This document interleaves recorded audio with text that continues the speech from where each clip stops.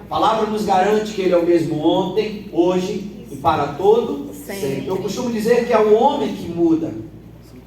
E o homem muda tão rápido que às vezes ele muda de um culto para outro. Às vezes ele vem sedento em um culto, ele rasga os céus na adoração, ele se entrega, ele chora, ele se joga. Aí a depender do caminhar dele no decorrer da semana, ele entra petrificado para o outro culto. É verdade ou não é?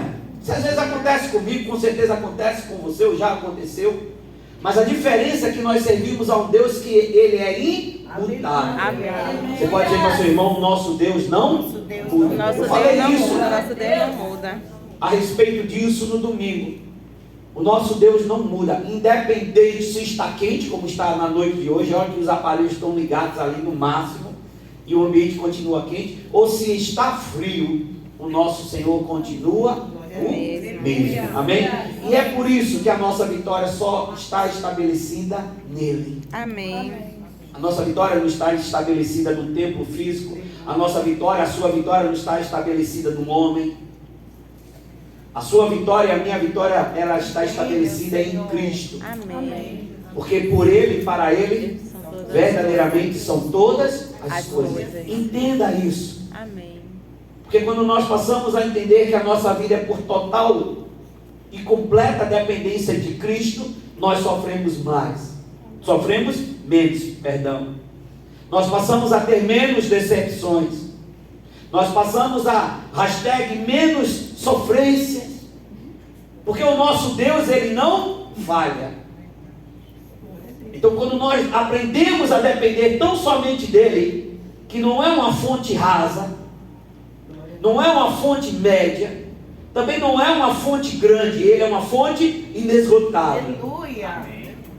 Aí você não passa sofrência, você não passa decepção. Se você andar em Cristo, você vai entender o que eu gosto muito de repetir, a palavra de Paulo, quando ele diz assim, não vivo eu, mas Cristo vive em mim. Igreja, deixa eu te dizer uma coisa, se nós aprendermos a viver em Cristo, verdadeiramente, nós não seremos dependentes de nada que é terreno. Mas pastor, eu dependo de dinheiro, você necessita de dinheiro, mas não é a sua dependência. Porque eu creio que vai ter uma hora que você vai ter tanto dinheiro, eu estou profetizando. Você vai ter tanto dinheiro e você vai dizer assim, é o suficiente. Verdade ou não? Quando eu era pequeno, o meu sonho era trocar minha bicicleta por ter um carro. Hoje eu tenho um carro. E a gente olha para as coisas passadas e diz assim, muitas das vezes eu fui feliz, muito mais do que o que eu tenho hoje. Sim ou não? Você já passou por essa experiência? No meu tempo de garoto, eu ia para a ilha de Itaparica com umas 4 colegas e nós passávamos 20 a 30 dias de barraca. E era uma felicidade, passando um perrengue terrível. Era sardinha de manhã, sardinha de tarde, à noite mudava, que a gente comprava aquele fiambre, como é o nome que a senhora não gosta, minha mulher, e eu amo aquele treco, que a senhora diz que fede quando bota na assadeira. Hã? É uma conserva que eu gosto, parece Esqueci o nome. quitute, amado. Tu gosta de quitute? Eita, Jesus. Quem é que gosta de quitute? Levanta a mão, eu vou chamar a igreja para fazer uma quitutada. Eu amo quitute, principalmente quando ele começa a queimar e o cheiro sobe. Deus é mais. E às vezes, amados, olha para mim, deixa eu te dizer uma coisa. A gente está num ambiente confortável de uma casa na praia, com piscina, e a gente não sente a felicidade. Enquanto o diabo quer que você dependa de coisas, Jesus Cristo quer que você tão somente dependa dele. Amém. Por isso que muitas das vezes nós estamos em um ambiente de igreja, congregados, e somos infelizes, porque acreditamos que o ambiente nos traz felicidade. Deixa eu te dizer uma coisa, nunca venha para o culto buscando sua alegria. Você já deve vir da sua casa alegre. Aleluia. Glória a Deus. Mas pastor, mesmo passando todo sofrimento, o salmista expressa essa verdade sobre a minha vida e sobre a sua vida. Alegrei-me quando me disseram, vamos à casa do Senhor. Talvez ele estivesse triste também com todo o problema que ele tinha, apesar de ser tão sábio. Mas na hora que ele recebeu o convite de estar na casa do Senhor, ele já veio com o coração transformado. formado. Esse ambiente aqui não é para te gerar alegria. Igreja não é circo. Igreja não é para trazer satisfação. Igreja é para a gente ser discipulado e aprender dia após dia a vontade do Senhor e colocar em prática lá fora. Amém. Porque quando nós somos tratados por Cristo lá fora, nós cruzamos essas portas muitas vezes com o cartão ainda sem pagar, mas cruzamos as portas alegres. E isso não é utopia, isso é aprender a viver em Cristo. Porque quando Paulo expressa, posso todas as coisas naquele que me fortalece, a vida de Paulo não foi um mar de felicidade. Mas ele aprendeu, diga assim comigo, Paulo aprendeu aquilo que eu preciso aprender. Aquilo que eu preciso aprender. A estar contente em qualquer situação. Amém? Então que o Senhor nos abençoe poderosamente. Amém. Em nome de Jesus. Todos abriram Marcos capítulo 5, verso 21. Eu não vou fazer a leitura porque são 20 versículos. Mas eu vou pedir que você deixe o texto aberto, porque nós vamos estar acompanhando a mensagem. Amém. Através da leitura do texto. Amém? Amém. Amém, igreja? Amém. Que o Senhor nos abençoe. Então deixa a Bíblia aberta e feche os seus olhos e diga assim comigo: Pai Santo e Deus bendito. Pai Santo, Deus bendito. Que a tua palavra, vai chegar aos meus ouvidos nesse momento. Me encontre disposto a receber da tua semente. Diga, Senhor, que eu esteja atento, que a minha mente esteja aberta, meu coração disposto, o meu espírito contente e a minha alma transbordante para ouvir da tua palavra e ser tratado, e ser transformado, e ser liberto. Pelo poder da tua palavra, pelo poder da tua palavra, em nome de Jesus. Amém. Podeis assentar, queridos, em nome de Jesus.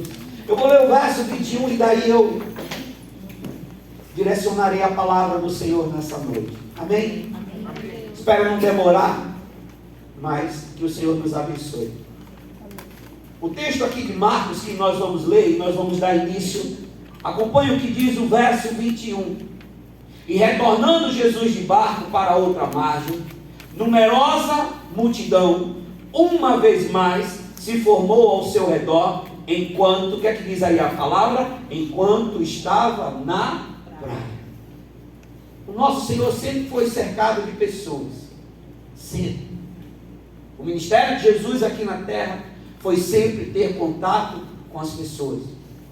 Jesus tinha contato com os ricos, Jesus tinha contato com os pecadores. Eu quero aqui até fazer uma correção do que normalmente nós falamos, por querer trazer Jesus para um contexto que não é o contexto de Jesus. A gente sempre diz assim, mas Jesus andava com pecadores. Não. Jesus não andava com pecadores. Jesus estava no meio dos pecadores. O andar nos traz uma ideia de que ele compartilhava da vida de pecadores ao lado dele. Quem andava com Jesus eram 12 que estavam dispostos a serem tratados. Olha para teu irmão e diz assim, se andamos com Cristo, somos discípulos de Cristo, e não companheiros de Cristo. Amém. E toda vez que você estiver ajudando alguém a conhecer a Cristo, nunca diga que ele é o seu discípulo, porque eu não tenho discípulo. Através da palavra eu instruo pessoas a serem discípulos de Cristo. Eu gosto de afirmar essas coisas, porque nós estamos vivendo um evangelho de dependência, aonde você passa a depender de homens, e os homens falham, os homens caem, os homens decepcionam. Mas se esses homens te instruírem a você depender tão somente de Cristo, mesmo na queda desses homens, você vai estar atribuindo a Cristo toda a honra, toda a glória e todo o louvor. Então Jesus não andava com pecadores. Os pecadores que procuravam a Cristo. Porque não tem esse que conheça a Cristo, que passe a andar com Cristo, que não tenha dentro de si a vontade de largar o pecado. Não tem, amado. É que nem aqueles bancos de avião a jato. O pecado, quando você começa a se envolver com Cristo, automaticamente o seu espírito injeta o pecado fora de você. E caso você venha a compactuar com o pecado, dentro de você já tem o Espírito Santo atuando e lhe forçando a você expurgar da sua vida mais uma vez o pecado. É por isso que quem é marcado por Cristo, é por isso que quem recebe a salvação em Cristo, mesmo se afastando, o mundo o incomoda. Verdade ou não é? Eu acredito que não vocês, que olhando daqui eu vejo só santos, anjos e mais anjos, cada um branquinho, o outro mais marronzinho, mas eu só vejo santos aqui. Mas pergunte a quem provou de Cristo e depois foi provar do mundo. Ele vai estar na rave, ele vai estar na boate, ele vai estar no maior pancadão, mas dentro dele, mesmo naquela, sabe, diversão lúdica, vai estar alguém chorando, desejando não estar naquele ambiente. Sabe o que é isso? Quem conhece a Cristo e é marcado por Cristo, nunca mais é a mesma pessoa, nunca mais se torna o mesmo vazio no pecado, porque uma vez marcado com Cristo, uma vez tendo um encontro com Cristo, Cristo habita nele para todos sempre. Amém. E aqui nós encontramos mais uma vez Cristo sendo acompanhado por multidões. E essa mesma passagem nós encontramos em outros 3 evangelhos, os chamados evangelhos sinóticos, que significa a mesma coisa na tradução para o nosso português, só fazendo uma leitura diferente, mas o conteúdo é o mesmo. Porque a palavra do Senhor não se altera. A palavra do Senhor, mesmo eu lendo aqui uma tradução, você lendo uma outra tradução, no fundo o Espírito Santo nos conduz à mesma mensagem. Por isso que eu digo, cuidado com quem você empresta o seu ouvido para ouvir a mensagem. Porque a palavra não se altera, mas aquele que conduz a palavra, ele pode alterar a palavra entre linhas. Eu posso ouvir o amigo da igreja? Vocês estão comigo ou não? Amém. Amém? Se você sentir vontade de cochilar, dá um glória a Deus aí bem forte. E esse espírito do cochilo sairá em nome de Jesus. Amém? Então nós encontramos aqui em Cristo mais uma vez o desejo dele de estar entre as multidões. O Senhor tem prazer de estar com os homens. Por isso que a primeira coisa que o diabo faz, presta atenção, quando ele quer enlaçar alguém e colocar alguém dentro da armadilha dele, é tirar a pessoa do corpo de Cristo. E aí aparecem os 300.000 problemas esses que quando nós estamos envolvidos na obra, envolvidos no Espírito, entregues à palavra, nós dizemos assim, não vejo problema. Mas quando nós damos brecha ao diabo, qualquer probleminha passa a ser um problemão, verdade ou não? E aí ele te tira do corpo de Cristo e te bota em um corpo que a sua carne deseja, o corpo dos bons convites, o corpo dos prazeres desejosos. Mas como aquela canção declara, quem já pisou no Santo dos Santos em outro lugar não sabe viver. Porque Cristo, quando passa a dominar a minha vida, mesmo eu longe dele, o meu espírito ainda se sente constrangido. Eu posso ouvir um amém? Amém. Por isso eu digo, igreja, se fortaleça em Cristo. Amém. Pastor, eu estou passando um perrengue terrível. Pastor, está dando tudo errado. Se fortaleça em Cristo. Aleluia. Pastor, eu estou com uma enfermidade que não tem cura. Se fortaleça em Cristo. Eu tenho acompanhado uma pessoa que tem passado por um processo, um tratamento, já vai há quase 3 meses internado. Foi ao hospital para fazer uma cirurgia, o procedimento não saiu como os médicos esperaram, ele contraiu uma bactéria e está até agora internado. Era para usar por um tempo aquele, me ajuda filha, aquele treco que fica aberto. Aquilo mesmo você sabe e não sabe o nome. Tipo, não é uma sonda não, é alguma coisa que, você sabe o que é, né? Que a pessoa faz a cirurgia para ficar drenando. É, hã? Bolsa de colostomia, aí tem um negócio de uma gases. Às vezes quando eu vou lá visitar ele, diz assim, pastor, o senhor quer ver? Eu digo, não irmão, está bem aqui, graças a Deus. Que eu vou desmaiar, vai entrar a enfermeira correndo, vai dizer assim, o que aconteceu com o pastor? E aí esse processo que ele passou era para durar no máximo 20 dias. Já entrou em 3 meses. E às vezes, eu estive falando com ele hoje, eu disse a ele que eu ia visitar nesse final de semana, às vezes eu chego lá para conversar e ele está lá totalmente abatido. E aí eu levo a palavra de renovo, eu levo, e aí a única coisa que ele fala, e olhando para mim, é: pastor, por que isso está acontecendo comigo? E eu sou sincero para ele, eu digo: é porque eu não sei te responder. Eu não tenho resposta. Mas eu digo uma coisa para você: aquele que começou a obra na tua vida de salvação, ele é fiel. E não é porque você está no leito há quase 90 dias que ele deixou de ser fiel. Você entende isso, amado? Amém. Por isso que você precisa ter cuidado com o evangelho da facilitação. Estão pregando o evangelho da alegria. Eu aprendi esses dias: a alegria não se encontra na Bíblia. A palavra alegria é algo criado pelo homem para te trazer uma sensação de euforia. Isso que é ser de Cristo. Isso que é entender ser Cristo. Porque a passagem que nós vamos tratar nessa noite fala de uma situação terrível. Fala da filha de Jairo, que com certeza todos vocês já conhecem essa passagem, já foram ministrados através dessa passagem. Mas eu quero trazer para você alguns posicionamentos deste homem chamado Jairo, que não tinha ainda tido encontro com Cristo, não tinha sido ainda batizado nas águas. Pelo contrário, era alguém separado em uma outra religião, um dos chefes da sinagoga, mas que por ouvir falar de Cristo, ele creu. Você entende isso, crente? E nós que já nos entregamos a Cristo, e nós que já fomos batizados nas águas em Cristo, e nós que confessamos que andamos com Cristo, que servimos a Cristo, precisamos ter uma fé ainda mais madura do que o do servo Jairo. Agora precisamos nos posicionar, porque, amado, o nosso mundo espiritual, ele não é tomado por força. O nosso mundo espiritual, eu preguei ontem, eu estava ontem na igreja do Bispo Rogério, ali a Mundial Service. Ele me fez o convite, eu estava lá ontem. Nós precisamos aprender que a nossa fé, a nossa cura, ela depende de um posicionamento meu e seu. Não é à toa.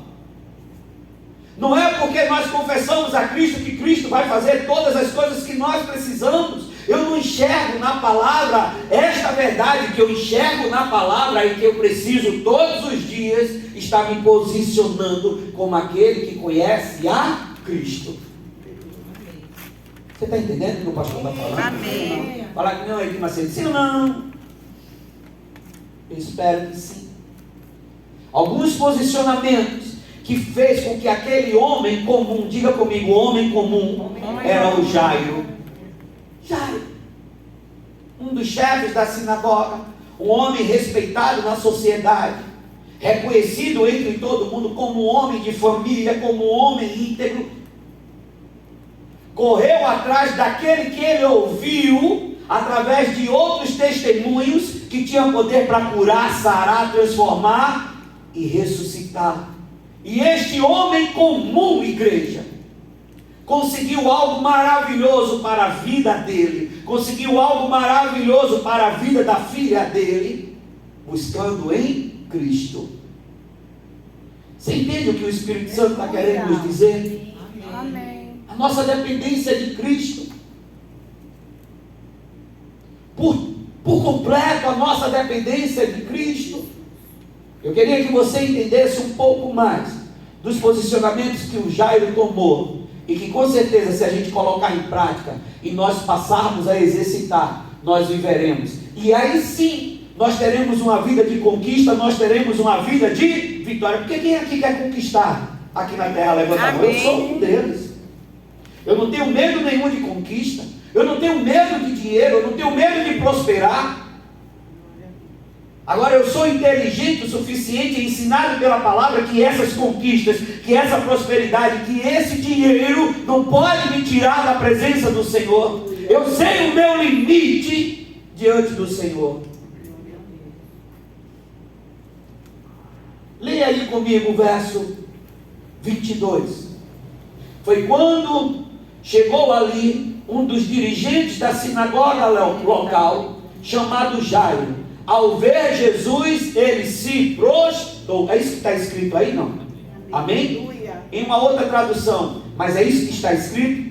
Então o que eu aprendo com Jairo é que em meio ao desespero na minha vida, e olha que a filha dele estava doente, no meio da caminhada ele recebeu a notícia de que tinha piorado, mas o que levou Jairo ali era uma situação que talvez, por ele ter um posicionamento na sociedade, ele já tivesse levado a sua filha aos médicos.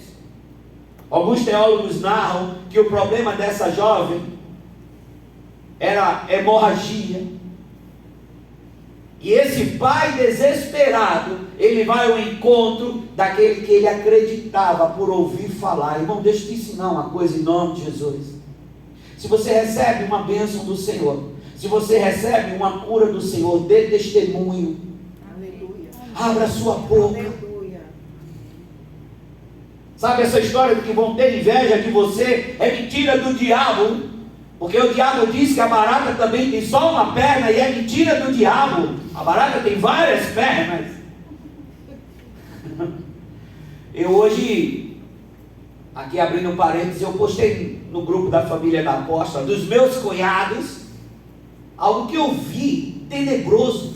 Uma musiquinha daquela galinha pintadinha, que fala de que alguém foi na loja de fulano de tal. Vocês já ouviram essa música? Eu vou trazer domingo, vou trazer a imagem, vou trazer o cântico. Uma música tenebrosa, que fala de um mestre, alguma coisa. Eu tentei gravar, mas vocês devem saber, quem tem criança em casa sabe do que eu estou falando. E é uma música de terreiro de candomblé. Quem tem galinha pintadinha em casa deve saber do que eu estou falando. Domingo eu vou aqui, vou trazer no telão e eu vou expor para a igreja. Precisamos abrir os nossos olhos, porque se como pastor apacentador eu sei, e eu não desperto às ovelhas que eu apacento, eu estou sendo submisso. Eu não quero ser submisso. Eu não quero submisso, não. Eu não quero ser, me ajuda na palavra, negligente. Obrigado, meu ponto. Eu não quero ser negligente nessas instruções. Então a primeira coisa que o servo Jairo faz, quando ele vê que o desespero entrou na casa dele, é ir ao encontro de Cristo. E aí o texto diz: eis que se chegou a um deles, um dos principais da sinagoga.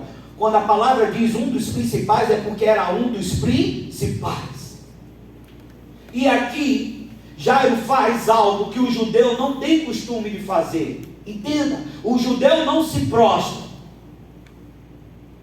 Se você for lá no chamado Muro da Lamentação, você não vai ver um judeu de joelho dobrado. O judeu ortodoxo não. O judeu convertido sim. Você já deve ter visto imagem, não sei aqui quem foi lá em Jerusalém, mas você já deve ter visto imagem que o judeu, ele adora a Deus naquele muro em pé. Eu já tive colegas que foram até lá e disse que estava perto de um grupo de judeu ortodoxo, que quando ele se ajoelhou para orar, que é nosso costume, o judeu se irritou ao ponto do militar de Israel chegar ao hotel, esse conhecido meu, e pedir que ele se colocasse em pé. E aqui a primeira atitude que o pai desesperado fez foi se prostrar diante de Jesus. Se prostrar quer dizer reverência. Se prostrar quer dizer eu não sou nada, e aquele que eu busco, ele é tudo. E agora eu quero aqui lembrar a igreja perdeu o bom costume de se prostrar na presença do Senhor. A igreja malmente tem orado em pé. Boa parte das nossas orações são orações sentadas ou orações deitadas, porque trazemos a ideia errada de que aquele que se prostra é religioso. Não, meu amado, aquele que se prostra é aquele que reconhece a excelência do seu Senhor. Aquele que se prostra é aquele que acha que não tem mais oportunidade, que ele precisa encontrar a sua cura, a sua libertação naquele que ele crê. Amém. Diga assim comigo: se prostrar, Se prostrar faz parte daquele que busca o seu Senhor. Ao ver Jesus, a igreja é a bênção. Jairo, quando encontrou com Jesus, A primeira coisa que ele fez foi esquecer quem ele era. Eu fico imaginando todos que estavam ao redor dizendo assim: olha quem está ali se prostrando diante daquele que a gente diz que é o homem. Aqui eu quero te dizer uma coisa: Jesus nunca teve esforço nenhum em querer que os homens reconhecessem quem ele era. Entenda isso. Jesus, ele é tão simples como o Senhor, que ele nunca quis que, através do esforço da vida dele, que os homens o reconhecessem como ele era. Quando se aproximam dele e dizem assim: tu és o bom, o que é que ele diz? Eu? Deixa eu te dizer uma coisa, amado. O diabo, ele distorce quem é Cristo diante dos nossos olhos. Cristo, ele não precisa de altar. Cristo, ele não precisa da veneração através de imagem, porque Cristo, ele vai muito mais além de um altar e de uma imagem. A única coisa que Cristo busca é que dentro de mim e de você, nós o venhamos reconhecer como, sabe, Senhor das nossas vidas.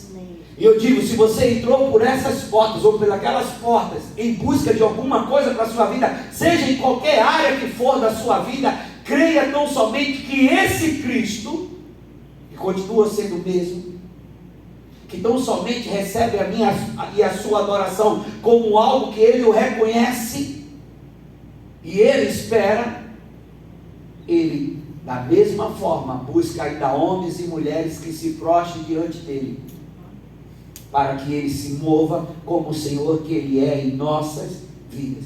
Jairo, sendo um dos principais da sinagoga, ele abriu o seu coração, se lançou diante do Senhor e buscou a solução do seu problema.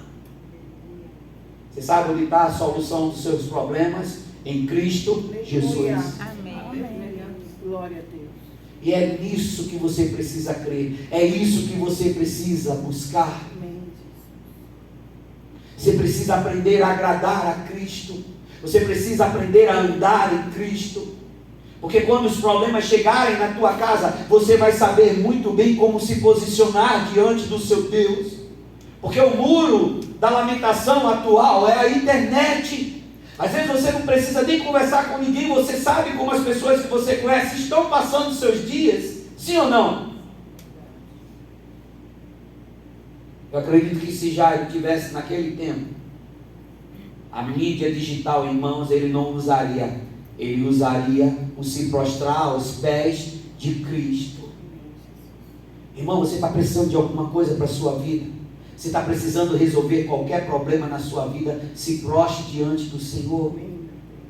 Se prostrar quer dizer, sabe, você reconhecer que você não tem forças.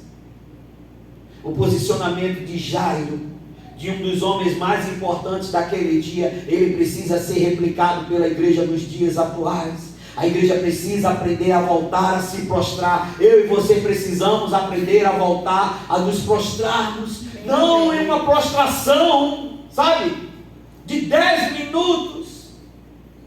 Porque muitas vezes nós trazemos para dentro de nós algumas ações, como oração de 10 minutos, oração de 3 minutos. Diga assim comigo: oração é exercício. Fala, oração é exercício. Repita comigo: oração é exercício. E quanto mais eu oro, mais vontade me dá de orar. Amém. E é um exercício. Se você começar a orar e dobrar o seu joelho, com 2 minutos vai dar cãibra, vai dar formigamento, vai dar coceira, o pé incha. Exagerei, foi? Mas no exercício, com pouco tempo você vai estar o quê? 5 minutos. Com mais tempo você vai estar o quê? 10 minutos. A apóstola, lá no início de Diante do Trono, participou de um congresso lá, na época que o pessoal estava indo para Minas para ser ministrado, por um ministério que é uma bênção, independente do que aconteça entre eles. Aquela porta que o Senhor estabeleceu lá em Minas é porta de bênção. Amém. Porque milhares e milhares de pessoas conheceram a Jesus através daquele projeto. E hoje eu vi até o pai deles correndo. Ué, está com 70 e poucos anos, melhor do que nós que não correm.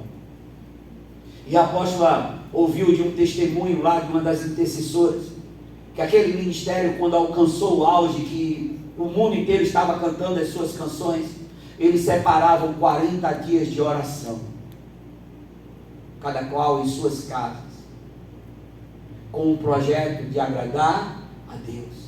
Irmão, deixa eu te dizer uma coisa: não se agrada a Deus com vestimenta, não se agrada a Deus com dinheiro, não se agrada a Deus com palavras, se agrada a Deus com fé. Amém. E a própria palavra diz: sem fé é impossível agradar a Deus.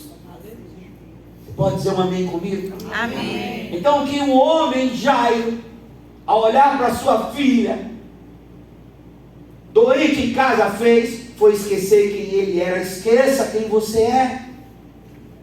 Esqueça se você está passando por um momento de dificuldade. Se prostre diante do Senhor. Está precisando que uma causa seja resolvida para você, se prostre diante do Senhor, porque o Senhor não se nega a atender os nossos pedidos, seja lá o que for.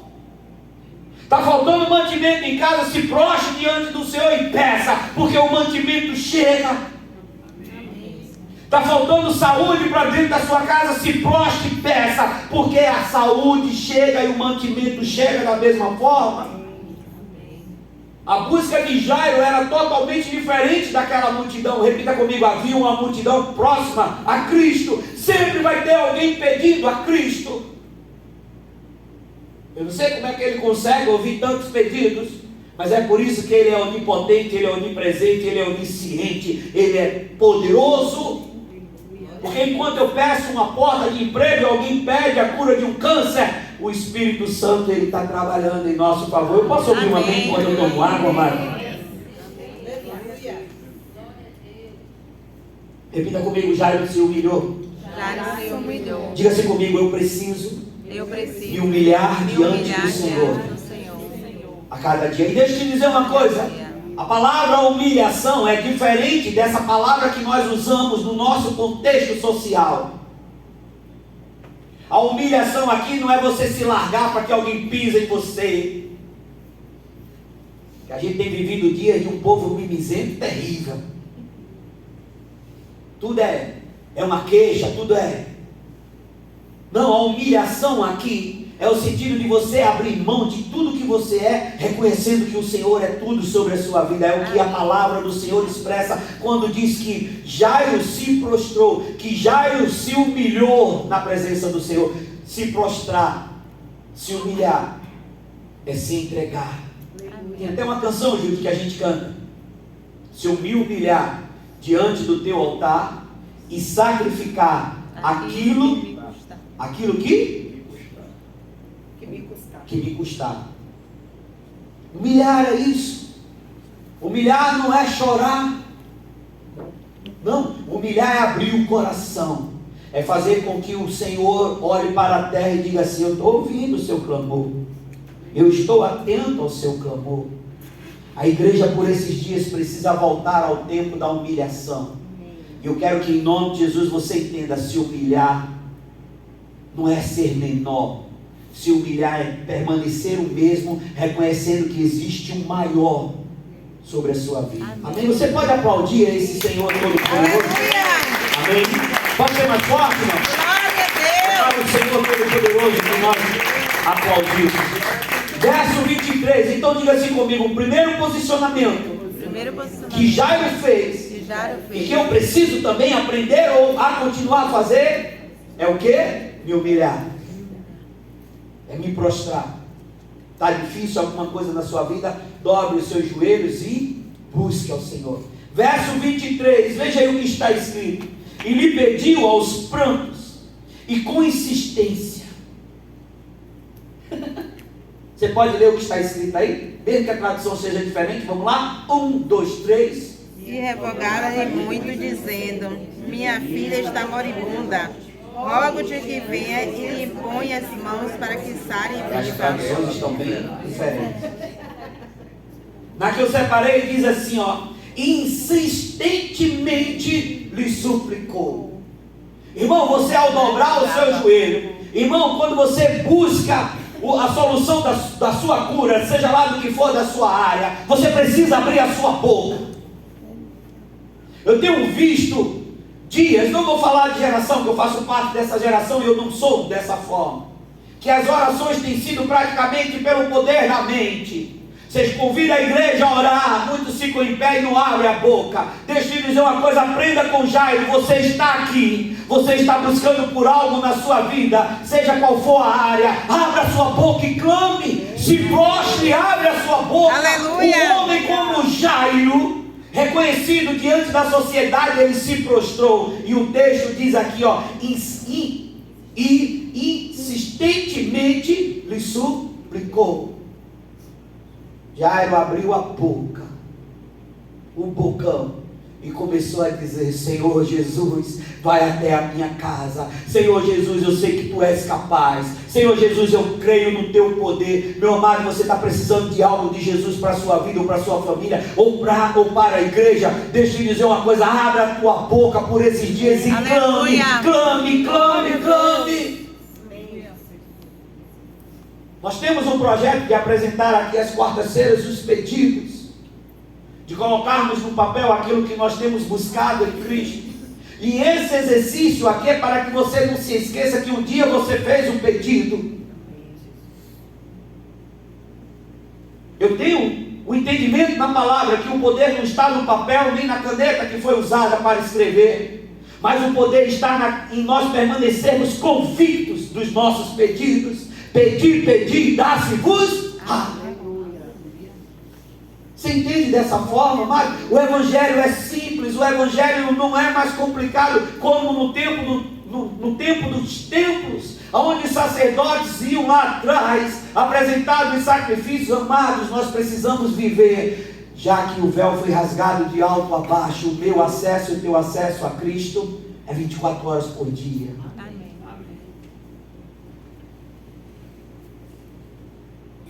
Verso 23 diz: insistentemente lhe suplicou, minha filha Débora. Eu não sei se você tem conhecimento, mas a filha de Jairo, Débora, ela tinha 12 anos de idade.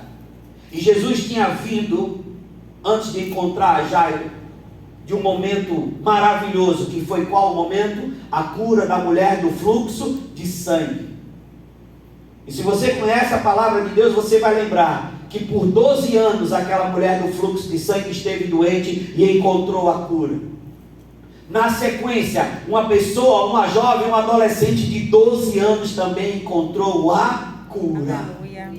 Jesus, meu amado, deixa eu te dizer, Ele não está preocupado com o tempo e com a idade. O que Jesus quer é fazer com que o poder dEle, com que a glória dEle seja reconhecida em nosso meio. Uma mulher que sofria 12 anos, já tinha, cessado a sua confiança nos homens, encontrou uma cura. E uma criança de 12 anos encontrou a cura, encontrou a ressurreição, porque Jesus Cristo, Ele não se prende ao tempo. Jesus Cristo, Ele quer é que nós venhamos conhecer da parte dEle o poder e a glória dEle para as nossas vidas. Você pode dar um amém, amado? Amém. Jairo se colocou diante de Deus. Jairo apresentou o seu problema. É isso que nós precisamos fazer.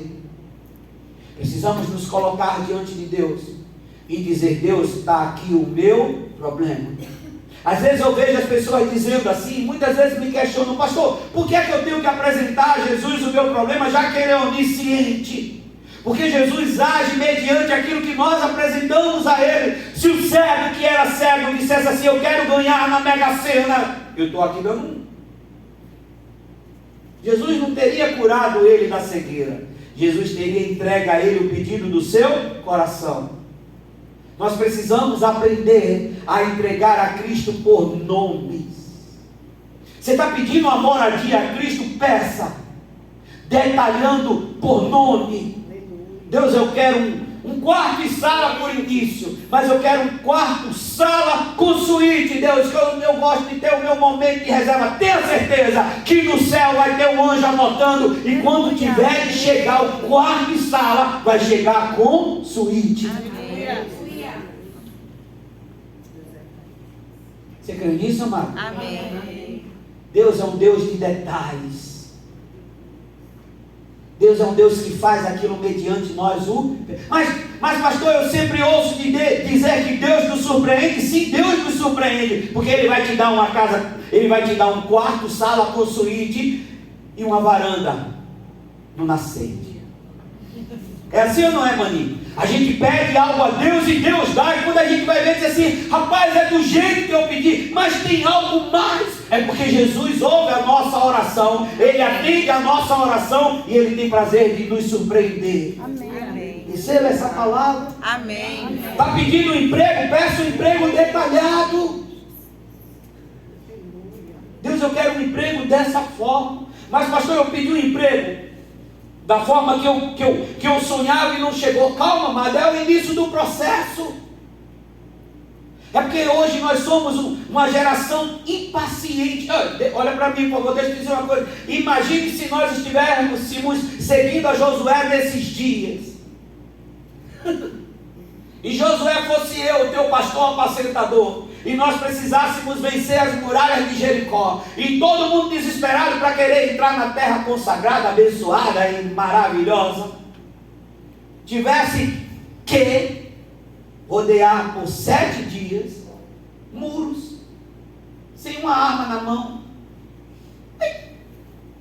A primeira coisa que eu ia ouvir é: pastor, o senhor é doido? Pastor, o senhor tem coragem? O senhor tem coragem de segurar que é isso que a gente tem que fazer?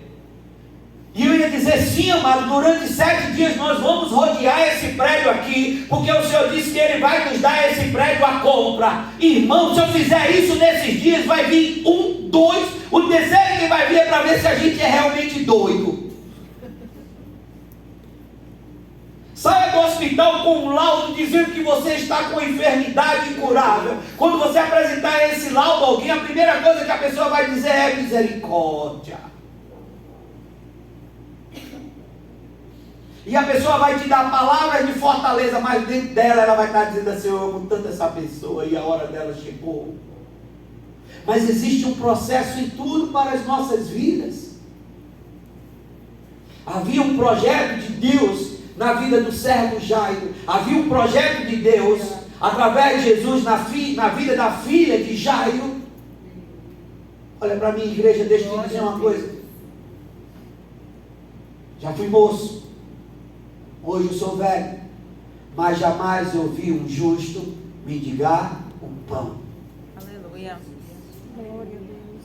Você entende isso? Amém. Hoje, quando nós estávamos vindo para cá, minha mulher deu um momento dela de flashback do passado de pobre. Ela de vez em quando me surge com os negócios. Filho, eu me lembrei que o meu caderno era o caderno das 2 minhas outras irmãs que estudavam e tinham que apagar tudo de borracha. Eu sempre digo a ela: eu não olho para o Egito, amada. O Egito passou, vai hoje para o que tu está vivendo. Mas ela gosta dessas coisas. Ela vinha dirigindo o carro e dizendo assim: ô filho, eu quando penso no passado, que eu não tinha perspectiva de ter carro, eu não imaginava nem dirigir, eu só não lembrei de dizer: não olha para o Egito, olha para frente, olha para Canaã. Mas são fases das nossas vidas, amados. Se o que você está passando hoje, você acha que é insuportável, apresente ao Senhor e Ele vai te adaptar ao que você acha que é insuportável. As nossas experiências, os nossos sofrimentos, as nossas dores, as nossas angústias, elas não nos trazem morte, elas nos trazem fortalecimento. Entenda que tudo que nós passamos, mas pastor, é porque o senhor não está passando o que eu estou passando. Eu falei ontem lá na igreja do Bispo Rogério: se eu tiver que contar os meus problemas para você, você vai chorar junto comigo. Porque cada qual tem o seu problema. Às vezes aquilo que eu acho que para Jude às vezes a gente diz assim: sempre que o cara está sofrendo por isso, é porque a dor que ele está sentindo não é a dor que eu estou sentindo. Você entende dessa forma? Eu vejo dessa forma. É por isso que é Jesus que tem a capacidade de resolver todo e qualquer problema, porque Ele, como homem, sentiu também as nossas dores. Eu queria encerrar por essa noite, chegou o nosso horário. Eu queria, nessa noite, te lembrar que Jairo buscou a Cristo, que Jairo se prostrou diante de Cristo, mas que Jairo clamou a Cristo. Nunca se achegue à presença do Senhor e fique com os seus lábios cerrados. Às vezes eu fico olhando algumas pessoas como pastor e fico me perguntando por que veio. Ah, pastor, o senhor acha que era melhor ficar em casa? Não é. A minha pergunta é por que veio? Achando que fosse melhor a pessoa ficar em casa? Não é. Por que veio e não está? Você entende dessa forma? Já que você veio, faça que nem Jairo, se proste. Amém. Já que você veio, faça que nem Jairo, abra sua boca e clame. Aleluia. Mas pastor, não estou precisando clamar por esses dias, meu amado. Um dia mal pode ser amanhã. Nós nos alimentamos da palavra, não é porque nós estamos mendigando. Nós nos alimentamos da palavra, é porque nós precisamos ser fortalecidos. Aleluia. Lembra da sua mãe? Quando você ia sair, o tempo estava fechado e ela dizia assim, eu acho que algumas mães ainda fazem isso. Filho, leva um casaco. Mas o menino olha para a rua e diz assim, mas está fazendo sol. Mas a mãe é que nem Jesus, amado, ela prevê chuva. E ela diz assim, leva o casaco porque pode chover. E quantas vezes eu e você já saiu com um casaco na mão, birrento? Você vai querer esse casaco? Minha mãe é maluca, ela é meteorologista. E aí quando chega o horário da gente voltar para casa, o tempo muda. Meu amado, entenda uma coisa, talvez você esteja hoje aqui não precisando de nada, mas não cerre os seus lábios de buscar ao Senhor. Porque na hora da dor, na hora da perseguição, na hora do seu sofrimento, o seu espírito estará habituado a clamar. Você entende dessa forma? Amém. Se você já se achegou à presença do Senhor, se você tem consagrado a sua vida, se você tem se santificado. Esses dias eu e a apóstola estávamos comentando que os cultos no meio de semana são os cultos que têm menos a presença de jovens. Mas tem presença de quem trabalhou o dia todo. Tem presença de quem, sabe, saiu de casa cedo e está com a mesma roupa do trabalho de manhã. Eu louvo a Deus por ver jovens aqui nessa noite. A começar de mim, 30 e poucos anos. Mas é assustador. Porque eu cresci tendo tempo disponível. Mas pastor, o seu tempo é outro. Não, o meu tempo é o mesmo. Somos nós que mudamos, as prioridades que mudaram. Onde estão os jovens nesse momento? No celular. Porque se todos estiverem nesse momento estudando, nós teremos no futuro juízes, médicos, anestesistas, teólogos, filósofos.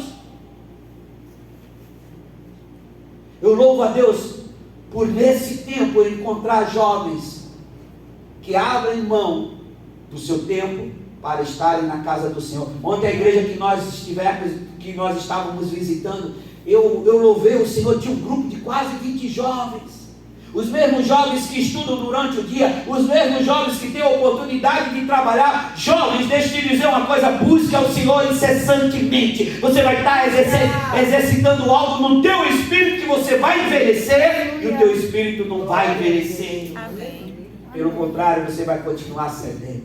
Pastor, o senhor nem sabe da real, eu estou aqui porque meu pai me obrigou. Seja feliz, já que cruzou a porta, abra sua boca e clame ao Senhor. Amém. Felizes são aqueles que têm pais, que, sabe, os conduzem à casa do Senhor. Amém. Ou tios, ou avós, ou netos.